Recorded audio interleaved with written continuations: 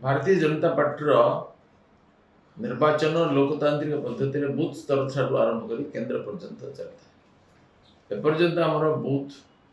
मंडल जिला एसबू निर्वाचन समाप्त हो सारी विभिन्न कारण राज्य सभापति निर्वाचन विलंबित होता एवं ये राज्य सभापति निर्वाचन प्रक्रिया 3 दिन भीतर समाप्त हो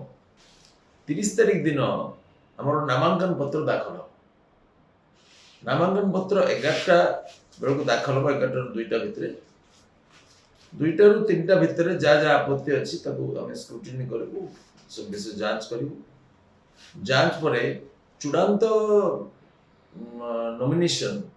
आम घोषणा करूँ 4टा बेलू एवं चूड़ांत नॉमिनेशन घोषणा होगा पर 30 तारिख कार्यक्रम बंद है 1 तारिख रे पुणी 10टा रू 12टा भितर मतदान है जदि मतदान दरकार हुए मतदान हो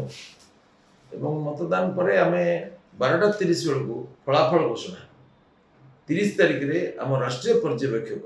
माननीय एमपी संजय जयसवाल ये उपस्थित हे 2 दिन से रही तत्वावधान में यह सब कार्यक्रम समाप्त।